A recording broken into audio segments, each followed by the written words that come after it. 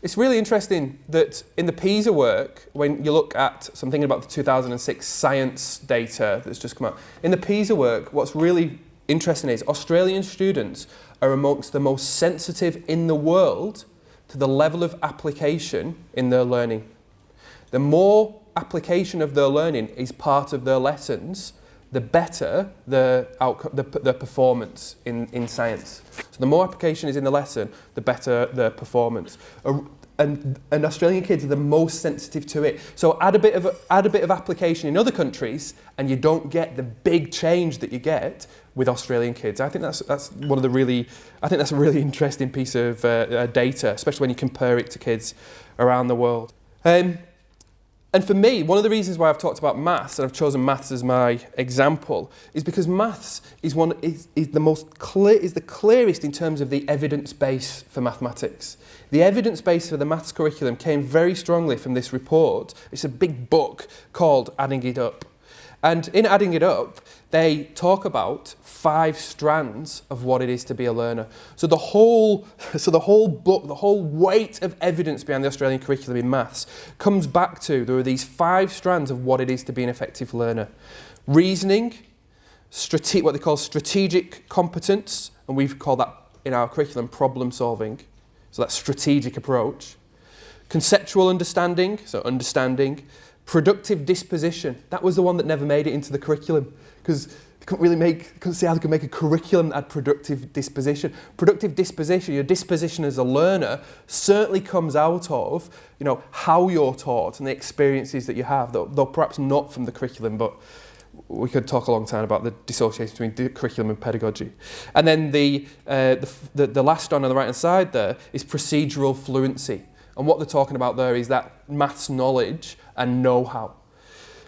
So what we've got is this really strong evidence base that actually marries very well with our values. That problem solving, that application, that communication, the reasoning part of it, the being able to think, the thinking part of it, not just knowing stuff, but actually doing the thinking. That's all in here. I'll come back to that. There's another idea that I want to share, but I'll come back to it when we talk a little bit later on.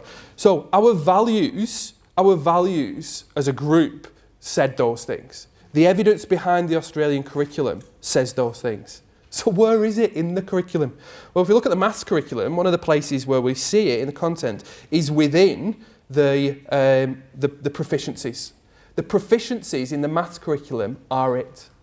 So I'm going to call this the essence. We've called this the essence of the subject. The thing that we want our kids to take out of their maths education with them into their lives as 4-year-olds, as 10-year-olds, as 14-year-olds, as learners upon which future learning can be built, as effective learners right now and effective learners in the future is in the maths curriculum. It's the proficiencies. And in fact, if you have a look on your tables, there's a piece of paper that looks like this that is the maths proficiencies. So can you just find that? I know you've got lots of stuff on your table. Can you just have a look at that? I've taken this is actually word for word what's in the curriculum. This is the curriculum language, not my language. The only thing I've done is split it up into these 3 sections, and I've taken out the maths-specific language. So if you look at things like at the bottom of understanding, it says interpret subject-specific information. Well, I've taken maths out and put subject-specific in. So I've just taken out the maths language, so we can just think about it more generically and not particularly in maths. So the curriculum actually says to us, these are the 4 things that are the essence, that constitute the essence of being a maths learner. It says to us, for each one, if we work our way down, so it's got the title, and then in the next row it says, and so this is what we're talking about. This is the description of it. And we are developing skills in these things. And then importantly it says, so what does it look like? What does it look like in our classroom when our students are showing these skills, when they are developing this essence? Not just when they're reflecting it to us, but what have we got to do to demand these actions from our kids, to scaffold these actions from our kids, to make sure that they are honouring the strategic intent of the maths curriculum. This is a teacher's job and this is a leader's job. It's our job to lead this strategic intent. Otherwise, we're just doing it. We're just going through the motions of the curriculum. This is the way, I think, that we can make the curriculum work for us in Australia, in South Australia, because this alignment between our values, the evidence base that's informing all of the curriculum areas, and the way in which that's reflected in the curriculum, there's a really strong line that runs between those. It's just hard to see sometimes in the curriculum. When I told us before, when we did that perimeter activity, if we look at the table that I've got, on the left-hand side, what's called fluency is the knowledge and know-how. That's perhaps the maths education that I got. It was knowing stuff and knowing how to do stuff, knowing how to go through the motions of maths, knowing the operations and so on. That's really important. And in that perimeter worksheet that I gave you, we were pretty much only doing that. But when I did the hands thing and I said, here's my hands, what do you think? You all came up with something and you just think about what you thought. And then what I said to you was, prove it. So now we've jumped from fluency straight into reasoning. Because if you look down reasoning, the next to last dot point there is to prove, or at least provide evidence, that something is true or false. We were doing problem solving because we were essentially designing an investigation, because I never told you what to do. We're applying existing strategies. So that idea of, being able to measure something by comparison. You took the string and you compared it, the strategies that you had, you were applying to that problem. By changing the nature of the learning activity, what I did was, strategically, I shifted you out of the fluency box into all 4 of those columns. If we go back to Dirk's point about industrial education being about routine skills, curriculum-centred, meaning lists of content-centred, and linear concepts of learning. That's exactly what's going on in that fluency box. But we need it sometimes. Sometimes that's a crucially important part of our learning. And again, in the leaders resource, there's resources in there, there's ways in there to see how we can bring out the essence of a subject and to see how that essence of the subject interacts with the content. How now, as leaders, we can say, this is the strategic intent. Now let's see what implications that has for the content and the way we think about the content and the way that we teach the content. There's one other thing that I want to say that's really come out of this work for me. This idea of here having fluency, understanding, problem solving and reasoning. If you've noticed in that Adding It Up paper, they talked about it being 5 strands, these being 4 of the 5 strands. What they didn't say was it's higher order thinking. What they didn't say was the fluency, the knowledge and know-how is at the bottom, and then understanding builds on that and problem solving on top of that and reasoning on top of that, or any of that stuff. Because that's really limited us. There is no basis, even Bloom's stuff, there's no basis for calling them a hierarchy. We might think of them in different ways, but there's absolutely no basis in calling them a hierarchy. Because these are 4 strands that come together. It's not one on top of the other. And the danger of putting one on top of the other is that the mindset that we get into and we kind of get pushed into is that our lower performing kids can do fluency and maybe a bit of understanding.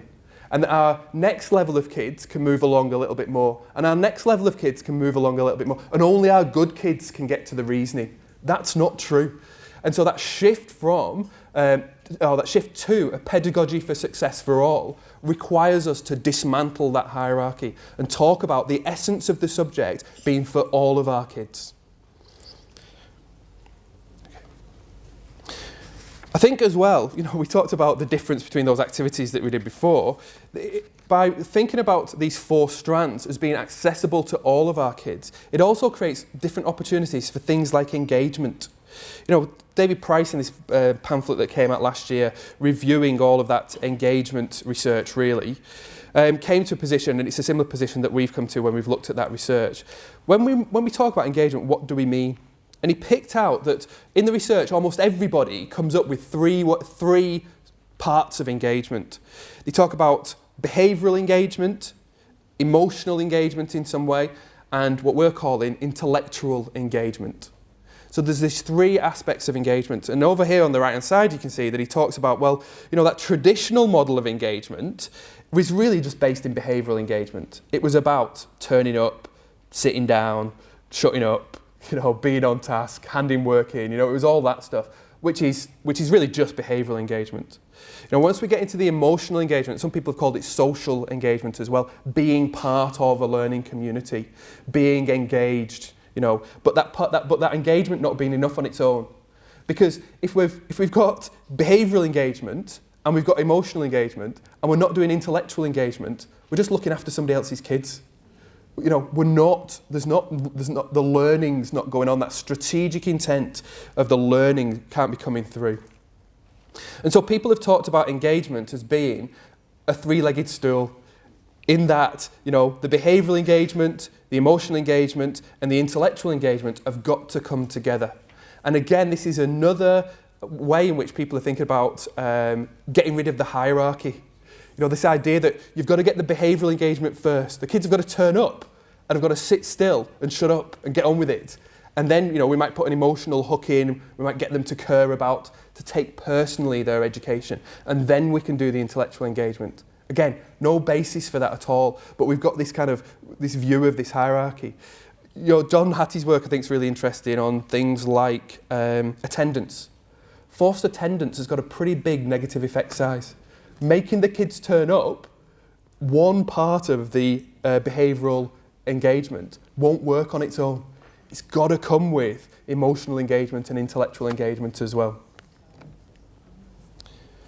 Okay, I might just pause for a moment, because we've been talking for a long time, and just give you a couple of minutes at your table. I was going to say some pretty controversial things about blooms and getting rid of the hierarchy and some of those things. I just want to give you a couple of minutes at your tables just to reflect on some of that.